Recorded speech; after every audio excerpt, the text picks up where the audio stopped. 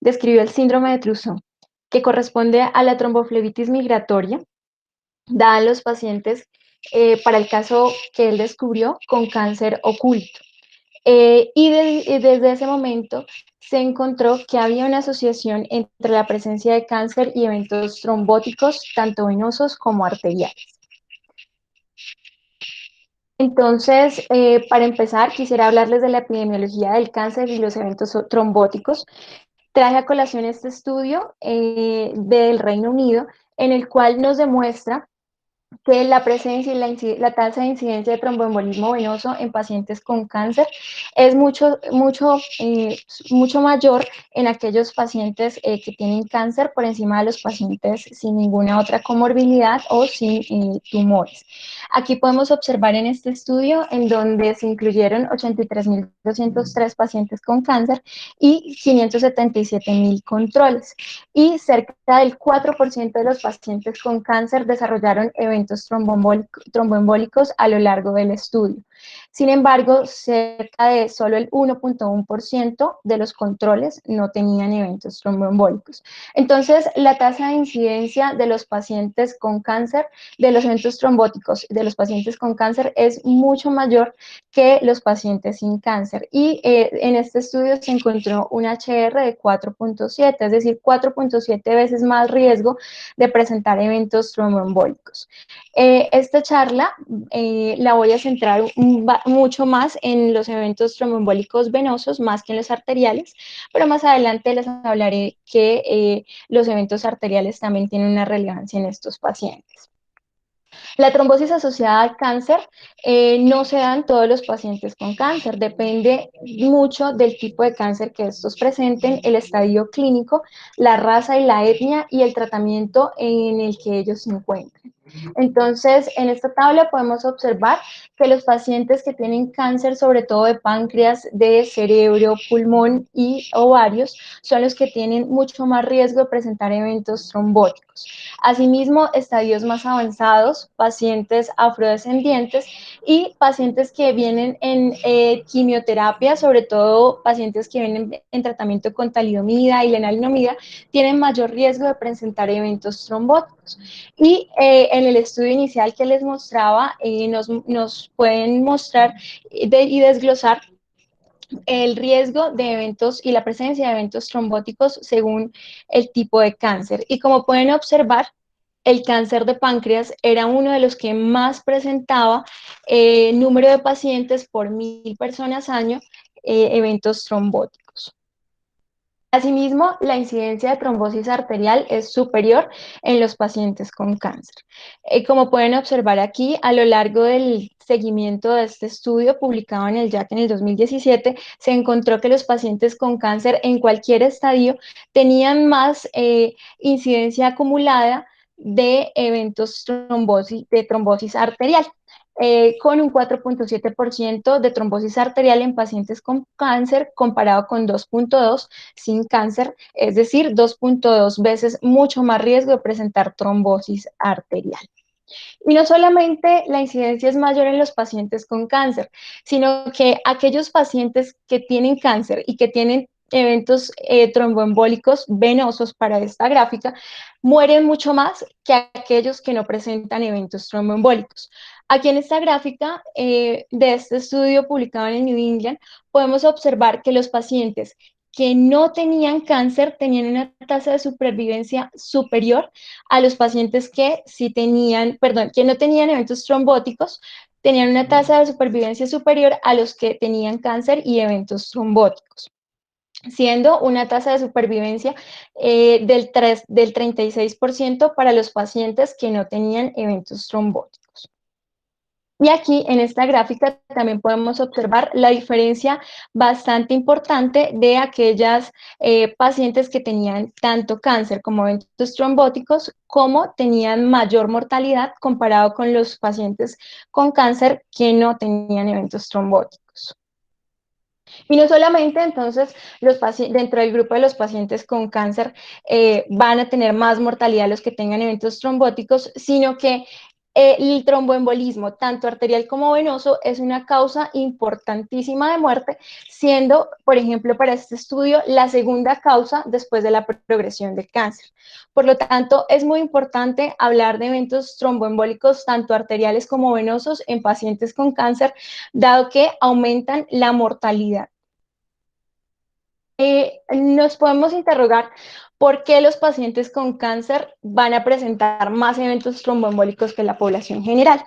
Y en esta gráfica podemos observar y resumir que los pacientes con cáncer van a tener mayor liberación de factor tisular, van a tener células neoplásicas que liberan este factor que va a iniciar la cascada de coagulación y por ende va a favorecer tener más trombos intravasculares y más eventos trombóticos. Asimismo, va a haber mayor liberación de citoquinas y mayor activación de monocitos y de polimorfonucleares que van a favorecer un estado proinflamatorio. Y la quimioterapia per se puede generar, depende de la quimioterapia, per se puede generar daño endotelial y desencadenar eventos inflamatorios y activación de la cascada de la coagulación. Entonces, es muy importante tener en cuenta que esta quimioterapia que se administra a los pacientes con diferentes tipos de tumores no solamente se está administrando en pacientes hospitalizados, sino también se está administrando en pacientes ambulatorios. Y es aquí donde surgen bastantes preguntas que más adelante vamos a hablar. Dentro de la fisiopatología, entonces, como les mencionaba, los pacientes con cáncer tienen múltiples estados que le favorecen la trombosis y la tríada de Virchow que todos conocemos se presenta en ellos.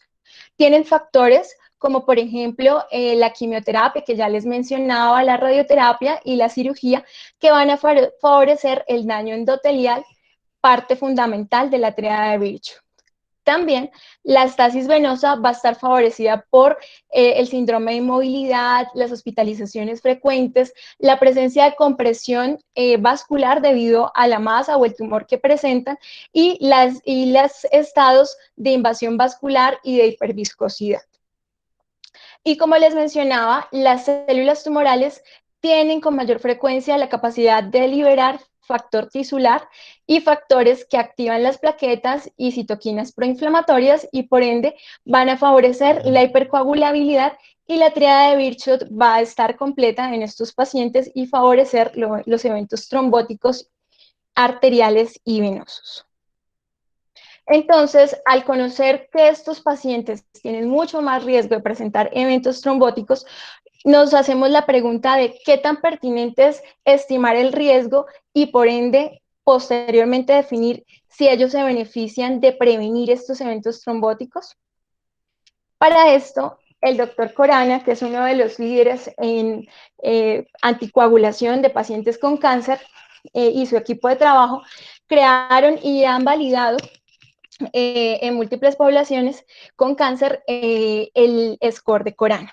El score de Corana es un score que tiene en cuenta el tipo de cáncer, muchos estudios de laboratorio como el recuento de plaquetas, la hemoglobina, los leucocitos, si hay presencia de obesidad o si hay necesidad del uso de factor estimulante de colonias para predecir los eventos tromboembólicos en pacientes ambulatorios que presentan cáncer. Este score clasifica a los pacientes de acuerdo al puntaje en bajo riesgo, si no tienen puntos, en riesgo intermedio de 1 a 2 puntos y en alto riesgo con más de 3 puntos, siendo los pacientes que tengan 2 o más puntos, los pacientes que quizá más adelante cuando hablemos de la profilaxis se puedan beneficiar de profilaxis antitrombótica. Entonces, aquí nos cuestionamos si está recomendada en algunos grupos de pacientes la profilaxis. Realmente aún no hay una respuesta. Hay estudios que han surgido, como por ejemplo este estudio de Cochrane publicado en el 2012, en donde se encontró que la profilaxis con heparinas de bajo peso molecular reducía de forma significativa la incidencia de eventos tromboembólicos venosos, pero no hubo una potencia estadística, lo que obstaculizó unas conclusiones definitivas y motivó a hacer más estudios. Los estudios que se han hecho en profilaxis realmente no han sido muchos y hay conclusiones que no son homogéneas. Por ejemplo, el estudio Cassini, en este estudio lo que se hacía era administrar rivaroxaban en pacientes con un score de Corana por encima de 2 y compararlo con pacientes con cáncer que se les administraba el placebo. Como pueden observar aquí, el 8.8% de los pacientes con placebo tuvieron el evento primario. El evento primario era la presencia de trombosis venosa profunda clínicamente sintomática, tanto proximal como distal, tanto en miembros superiores como tromboembolismo pulmonar no fatal. Entonces, como les mencionaba, el grupo de placebo tuvo un 8.8% de pacientes que tuvieron alguno de esos desenlaces trombóticos versus el grupo de rivaroxaban, un 6%. Sin embargo, no hubo una diferencia estadísticamente significativa para decir que estos pacientes que se les administraba rivaroxaban tuvieron menor frecuencia y aparición de eventos trombóticos. Sin embargo, posteriormente salió el estudio AVERT del año pasado, en donde a los pacientes con un score de Corana por encima de 2 se les administraba Pixaban y se buscaba también como desenlace primario la presencia de eventos trombóticos, no solamente trombosis venosa profunda, sino tromboembolismo pulmonar e incluso tromboembolismo pulmonar como hallazgo incidental. Y a diferencia del estudio anterior, lo que se encontró era que sí había una diferencia significativa entre la frecuencia de presencia de estos eventos tromboembólicos, siendo inferior en los pacientes con apixaban en un 4.2% comparado con los pacientes con placebo, en los que la frecuencia de aparición de eventos tromboembólicos fue del 10.2%. Sin embargo, lo que se encontró era que el riesgo de sangrado mayor en los pacientes que se les administró apixaban era 2 veces más que el riesgo de los pacientes que se les administraba placebo. Por lo tanto, la conclusión del estudio era que si bien se beneficiaba la administración de apixaban en la profilaxis para eventos trombóticos de pacientes con riesgo moderado a alto que tuvieran cáncer, realmente este riesgo de sangrado, que era casi que el doble, hacía pensar o es necesario que el clínico piense si el paciente se beneficia o no de administrar profilaxis. Entonces, finalmente, las guías ASCO lo que recomendaban para la profilaxis de los pacientes con cáncer era que realmente lo que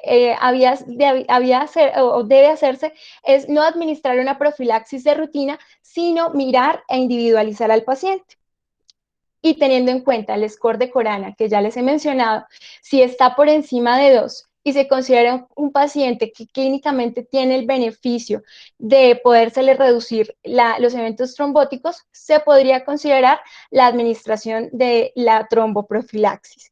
Entonces, esta guía lo que nos hace es como clínicos analizar cada caso de forma individualizada y aplicar el score de Corana en caso de que veamos que el paciente tiene factores que le puedan contribuir a eventos trombóticos a futuro. Bueno, posteriormente quiero hablarles no solamente de la profilaxis, sino en caso de que tengamos un paciente con cáncer y que tenga eventos de trombosis venosa profunda o embolia pulmonar, ¿cuál es la estrategia terapéutica que podemos ofrecerle? Entonces, todos conocemos y todos utilizamos la alteparina de forma difundida para los pacientes que tienen eventos trombóticos venosos y tienen cáncer. Sin embargo, es importante recordar de dónde sacamos esta terapia y es del estudio CLOT. El estudio CLOT en el año 2003 nos mostraba y nos hacía una comparación entre la administración de dalteparina y la administración inicialmente de terapia puente por 7 días de dalteparina y posteriormente la administración de warfarina con un INR objetivo de 2.5.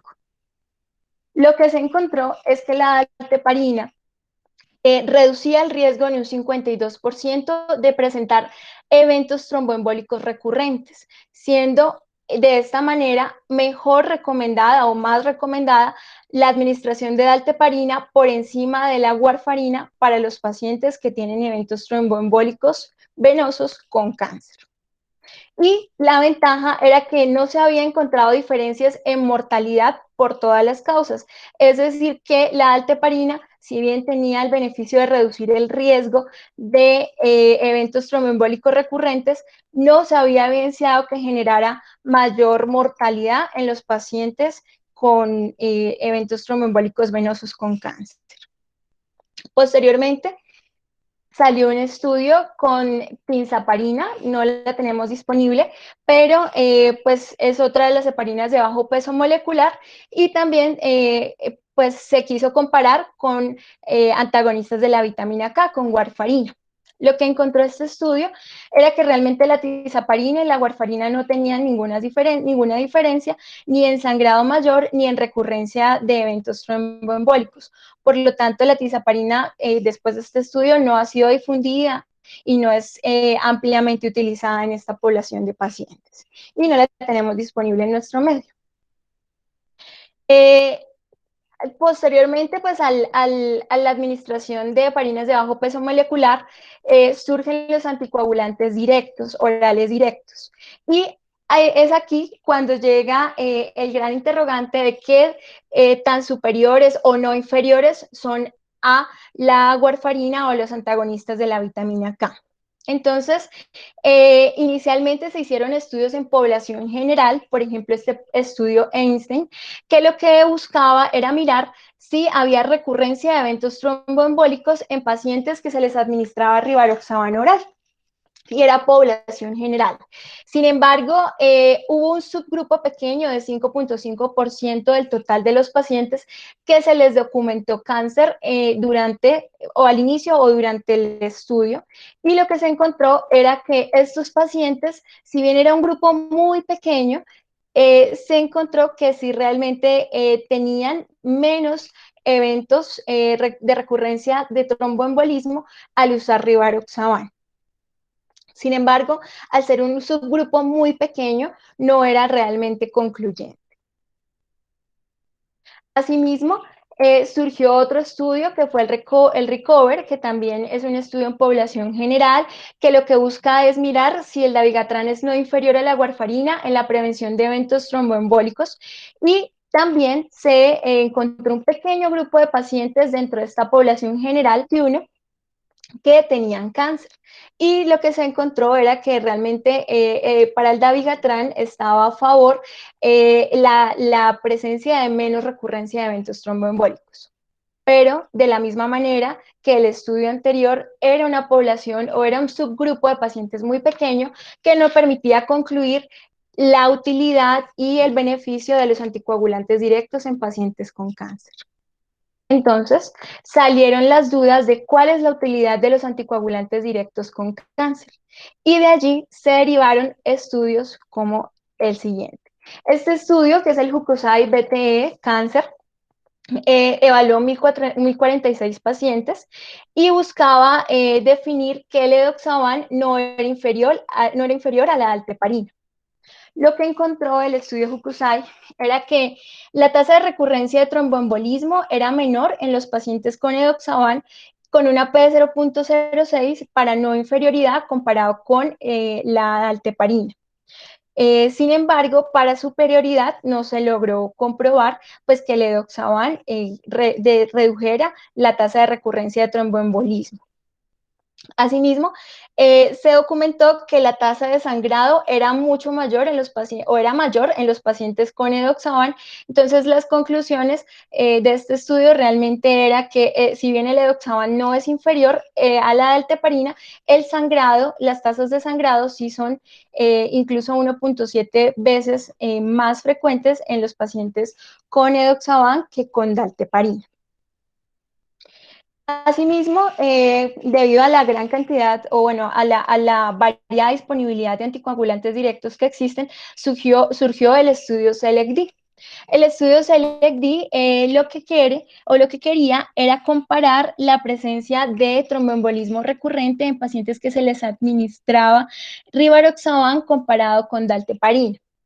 Y este estudio lo que encontró era que los pacientes que se les administraba rivaroxaban, el 4% presentaron eventos recurrentes y el 11% con dalteparina presentaron eventos recurrentes de tromboembolismo venoso, lo que hacía que la reducción del riesgo fuese del 47% para el grupo de rivaroxaban. Y este año surgió el estudio Caraballo. El estudio Caraballo lo que quería buscar era lo mismo, si habían eventos de tromboembolismo venoso recurrente en pacientes que se les administraba Pixaban comparado con dalteparina. Y el estudio Caraballo lo que encontró era que efectivamente los pacientes que se les administraba Pixaban tenían un porcentaje inferior de recurrencia de tromboembolismo venoso, un 5.6%, comparado con los pacientes que se les administraba dalteparina de un 7.9%. Y los eventos de sangrado mayor eran muy similares para ambos grupos. Entonces, finalmente, después de todas estas recomendaciones, teniendo en cuenta el estudio SELECT-D y el estudio Hokusai, la guía de la ISTH da unas recomendaciones en torno al uso de anticoagulantes directos en pacientes con cáncer. En este momento, en el 2018, todavía no había surgido el estudio Caraballo, entonces no tuvieron en cuenta las conclusiones de dicho estudio. Sin embargo, lo que recomendaron en las guías ISTH era que se podía o se sugería la administración de anticoagulantes directos en pacientes con cáncer y que tenían algún evento tromboembólico agudo, bien sea tromboembolismo pulmonar o trombosis venosa profunda, se podía administrar en pacientes que tuvieran bajo riesgo de sangrado. El bajo riesgo de sangrado dado porque fuesen pacientes que no tuvieran cáncer gastrointestinal, ni genitourinario, ni lesiones en mucosa gástrica o genitourinaria, que no tuviesen trombocitopenia ni metástasis cerebrales. Y finalmente, pues este es como un resumen de la evidencia en donde podemos ver que este artículo publicado en este año de la revista Blot lo que hacía era un resumen de los 3 estudios pivotales que les mostraba, a excepción del ADAM. El estudio de ADAM lo que valoraba era el riesgo de sangrado y pues realmente ellos no lo incluyeron porque no tenían ni el mismo desenlace primario ni una metodología similar como el del Hokusai, el SELECT-D y el Caraballo, que sí tenían un desenlace primario similar. Y lo que encontraron en este metaanálisis era que la recurrencia de eventos tromboembólicos era más baja en los pacientes que se les administró cualquiera de estos 3 anticoagulantes directos, edoxaban, rivaroxaban y apixaban. Sin embargo, como podemos ver, el diamante cruza el 1. Entonces, realmente la conclusión pues era que era necesario hacer muchos más estudios para ampliar la muestra y definir si realmente se estaba a favor de que los anticoagulantes directos tenían una presencia inferior de eventos tromboembólicos venosos recurrentes. También compararon el sangrado mayor y el sangrado clínicamente relevante no mayor.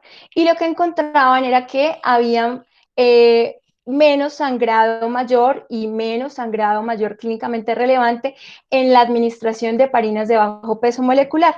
Conclusión que ya se había dicho en los estudios previos que les mencioné, en donde el hazard ratio de sangrado era de 2 veces, incluso de 2 veces más, o pues dependiendo del cálculo de cada estudio, para mayor riesgo de sangrado en los anticoagulantes directos. Entonces vemos que el riesgo de sangrado es levemente mayor en los pacientes que se les administró anticoagulantes directos. Y al mirar la mortalidad, este metaanálisis lo que nos mostraba era que realmente pues no había diferencias en mortalidad por todas las causas en ninguno de los 2 grupos de pacientes, ni con anticoagulantes directos, ni con heparinas de bajo peso molecular. Entonces, ante esta evidencia, ante estos resultados, nos surge la duda de qué vamos a hacer con nuestros pacientes con cáncer, qué les vamos a administrar, heparinas de bajo peso molecular, dalteparina, o podemos optar por administrarles anticoagulantes directos, teniendo el beneficio de los anticoagulantes orales directos de ser orales, de poder administrarse sin ningún tipo de terapia puente y poder mejorar la calidad de vida del paciente al no tener necesidad pues, de punciones continuas, de seguimientos más estrictos. Entonces, surge el algoritmo de manejo recomendado por la guía canadiense. Y lo que nos dice la guía canadiense es que primero documentemos que nuestro paciente tenga el evento tromboembólico venoso, ya sea trombosis venosa profunda o tromboembolismo pulmonar, y miremos que nuestro paciente no tenga ninguna contraindicación para anticoagulación. De esta manera, podemos tener dos estrategias terapéuticas que fueron las que ya les mencioné, las heparinas de bajo peso molecular, principalmente la que nos dijo el estudio CLOT, que es la alteparina, y los anticoagulantes orales directos. Después de esto, la primera pregunta que nos tenemos que hacer con nuestro paciente es ¿qué tanto riesgo de sangrado tiene? Si tiene alteraciones del tracto gastrointestinal, si ya ha tenido sangrados previos mayores, sobre todo del tracto gastrointestinal, o si el tratamiento que se le está administrando le va a generar toxicidad y lesiones gastrointestinales, si nuestro paciente tiene plaquetas menos de 50.000, si tiene daño o lesión renal con una tasa de filtración glomerular por debajo de entre 50 a 30 mililitros por minuto por metro cuadrado, si tiene lesiones intracraneales o si actualmente se está administrando algún antiplaquetario. Si el paciente cumple con alguno de estos elementos, se considera que el paciente tiene alto riesgo de sangrado y realmente lo que recomienda la guía canadiense es que hay que ir directamente a la administración de heparinas de bajo peso molecular. Si nuestro paciente no tiene alto riesgo de sangrado, nos debemos hacer la pregunta de qué tipo de cáncer tiene. Porque los pacientes que tienen cáncer del tracto genitourinario y del tracto gastrointestinal realmente per se pueden tener mayor sangrado. Entonces, a estos pacientes debemos dirigir la terapia hacia heparinas de bajo peso molecular. Sin embargo, si nuestro paciente no tiene cáncer en ninguna de estas dos localizaciones, sino en otro tejido diferente, podemos ir al tercer paso, que es preguntarnos si los anticoagulantes directos que le queremos administrar pueden tener alguna interacción farmacológica con los medicamentos que actualmente están tomando nuestros pacientes, debido a que los anticoagulantes directos pueden tener un metabolismo importante a nivel de la CYP. Entonces tenemos que tener en cuenta si el fármaco que le estamos administrando a nuestro paciente puede tener metabolismo a nivel de la CYP3 a 4 y por lo tanto pues generar alguna interacción farmacológica con los anticoagulantes directos. Si el paciente tiene alguno de los fármacos que pueda interactuar, definitivamente nos tenemos que ir a administrarle alteparina o heparinas de bajo peso molecular y si el paciente nos cumple o digamos que respondemos estas tres preguntas de forma favorable y el paciente sí se beneficia de anticoagulantes directos, podemos tener en cuenta esta terapia que le va a mejorar la calidad de vida del paciente, sobre todo porque se administra por vía oral. Posteriormente, con cualquiera de las dos terapias, lo que tenemos que hacer es reevaluar cada 3 meses la indicación de la continuidad de la terapia anticoagulante y cuestionarnos si el paciente tiene cáncer activo. Si el paciente se logró una remisión completa, podríamos mirar la carga trombótica que tenga nuestro paciente y considerar la finalización del tratamiento anticoagulante. Si el paciente persiste con el cáncer activo y la carga trombótica que tiene es bastante alta, pues el tratamiento debería ser de forma indefinida con revaloración cada 3 meses y de forma continua. También la guía canadiense nos recomienda tener en cuenta otros factores como las preferencias del paciente, el índice de masa corporal, si el paciente está desnutrido o está en obesidad, la carga del tumor, si es un paciente con un tumor en progresión o un tumor recurrente, la carga trombótica, la posibilidad de lesión renal en nuestro paciente y si el paciente tiene desórdenes en la absorción gastrointestinal o tuvo antecedentes de cirugías importantes como gastrectomías que impidan su absorción adecuada en el tracto gastrointestinal de estos fármacos. Finalmente, entonces, quisiera concluir que el cáncer es un factor de riesgo supremamente importante para que los pacientes presenten eventos tromboembólicos venosos y también arteriales, y que los mecanismos para que esto se dé son múltiples, como ya les mencioné, que hay que tener en cuenta que existe un score que podemos utilizar para determinar el riesgo de eventos tromboembólicos, que es el score de Corana, que es un score que es sencillo de utilizar, que ha sido validado en algunas poblaciones, en Latinoamérica no, pero es un score que se puede utilizar y a partir de este definir según las características de nuestro paciente si en algún momento podríamos brindarle la estrategia de profilaxis. Asimismo, existe muy poca evidencia en esta estrategia de profilaxis, pero es necesario individualizar en nuestros pacientes. Y finalmente, que los anticoagulantes directos podrían ser una alternativa para anticoagulación en nuestros pacientes, sobre todo en aquellos que tengan bajo riesgo de sangrado. Esta es la trivia. Quisiera pues ver y escuchar sus respuestas y muchísimas gracias.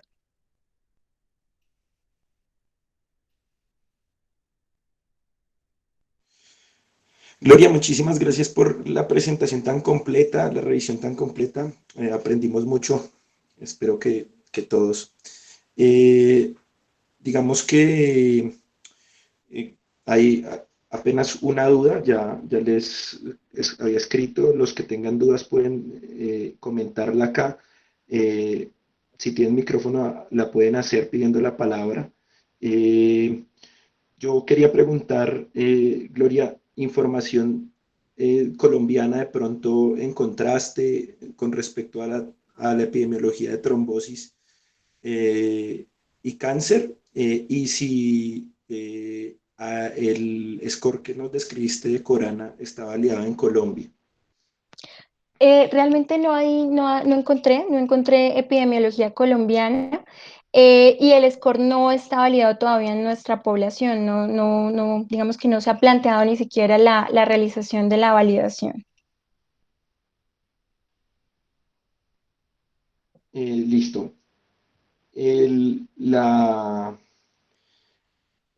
doctora Sandra Díaz nos hace una pregunta. Ella nos comenta que cuando presentaste el algoritmo de manejo de estos pacientes, eh, en los pacientes con alto riesgo de sangrado, la propuesta es anticoagular con heparinas de bajo peso molecular. Ella pregunta si no es temerario, dado el riesgo de sangrado, iniciar heparinas de bajo peso molecular versus no iniciarla. ¿Tú qué opinas y qué nos puedes decir con respecto a esto?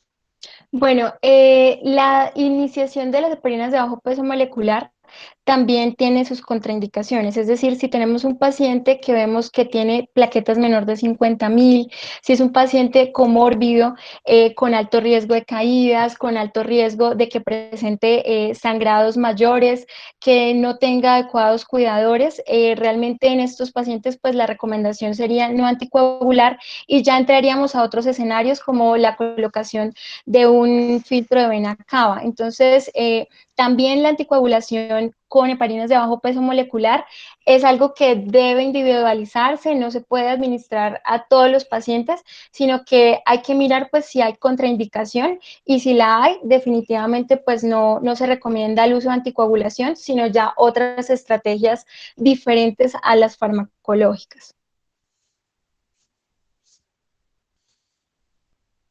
Gracias, Gloria.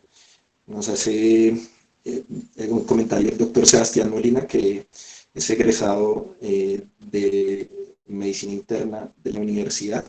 Gracias por asistir, que queda pendiente el trabajo de grado para validar el score de Corana por parte de los residentes, ¿no? Sí, es una muy buena idea. Y el doctor Javier Correa nos pregunta que si tienes información sobre trombosis asociada a catéter de acceso vascular, que compare heparina de bajo peso molecular versus anticoagulantes directos, que si tienes información con respecto a esto. No, sinceramente no. Sí, en varias de las revisiones, sobre todo si recuerdan una de las gráficas, sí habla que el uso de accesos vasculares aumentaba el riesgo de presentar eventos trombóticos en los pacientes con cáncer, pero datos así específicos de tratamiento, no, realmente no revisé específicamente para el uso de accesos venosos.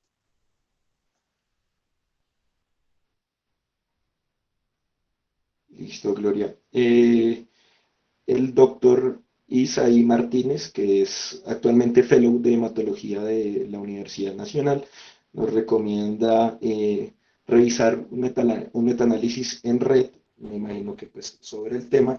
No sé si quiere hacer algún comentario adicional, pues si cuenta con el tiempo y puede hacerlo, pues bienvenido, el doctor Isaí. Bueno, buenas tardes para todos. Este tema hace poco lo revisamos en la unidad de hematología. Digamos que hay que tener mucho cuidado con las revisiones de los estudios de no inferioridad, pues porque los estudios de no inferioridad, uno va a sacrificar la no inferioridad buscando un beneficio adicional. En el caso de los nuevos anticoagulantes orales, digamos que el beneficio que ellos, ese beneficio adicional o ese plus adicional que te ofrecerían los anticoagulantes directos orales, sería la disminución del riesgo de sangrado.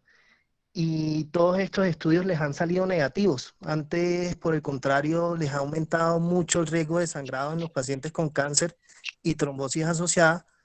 Incluso creo que es en el Caraballo o es en el Select-D que ellos en algún momento empiezan a retirar pacientes con neoplasia gastrointestinal, pues para que el estudio clínico les salga más favorable y no les salga con tanto efecto adverso.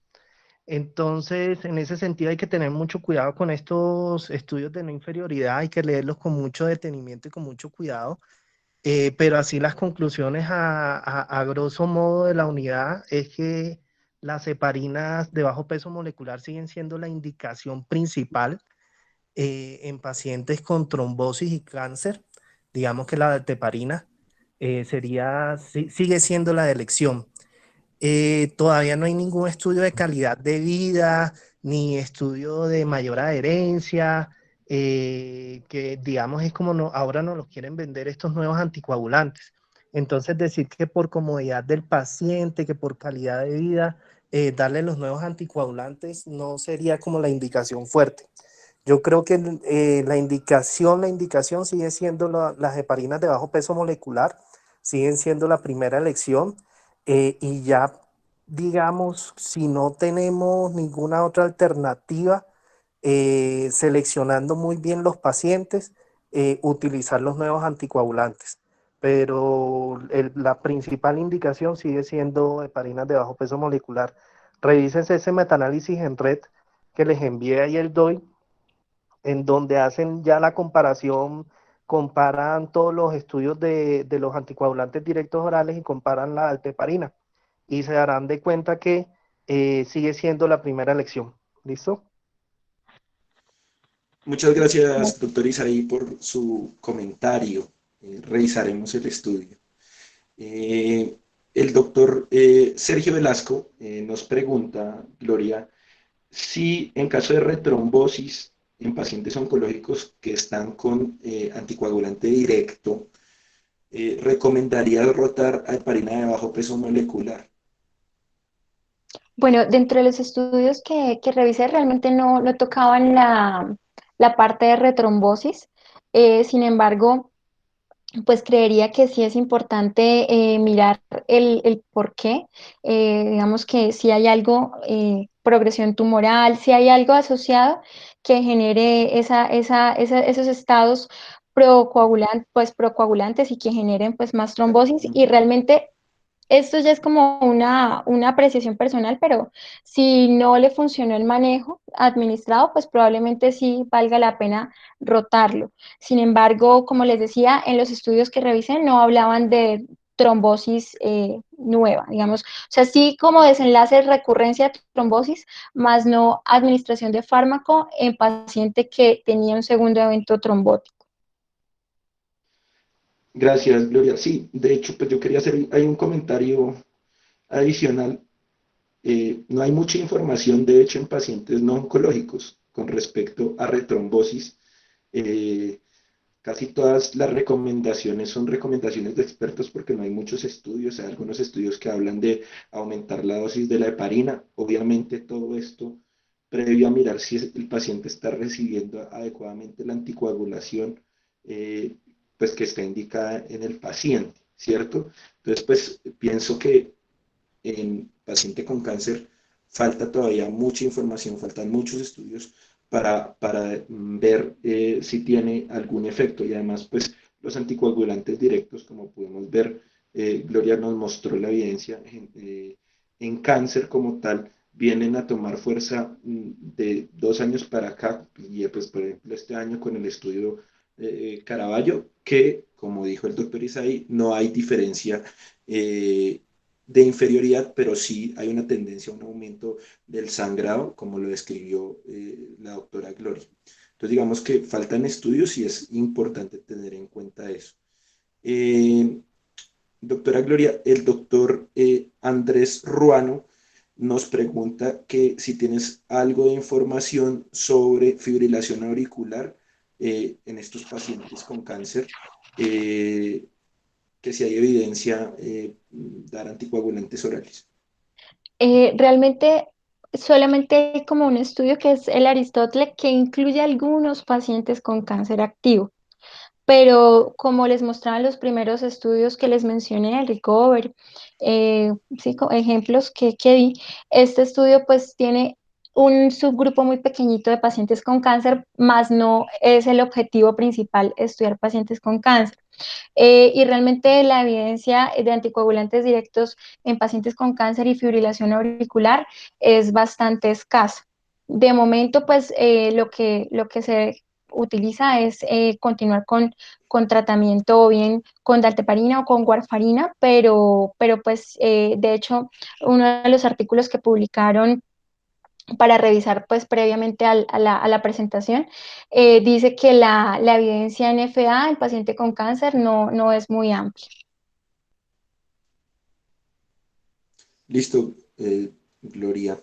El doctor Sergio Velasco hace el comentario que veníamos diciendo, que básicamente en los pacientes que se retrombosan, la gran mayoría de pacientes con retrombosis son pacientes que tenían mala adherencia o estaban en rangos subterapéuticos, me imagino pues cuando usan warfarina, sí, pues eso es básicamente lo que hay que revisar. Doctora Gloria, muchas gracias nuevamente por la revisión tan completa. Dentro de 8 días, el doctor Cristian Espinel nos colaborará con la charla Cronoterapia en hipertensión. ¿Hay evidencia en lo evidente?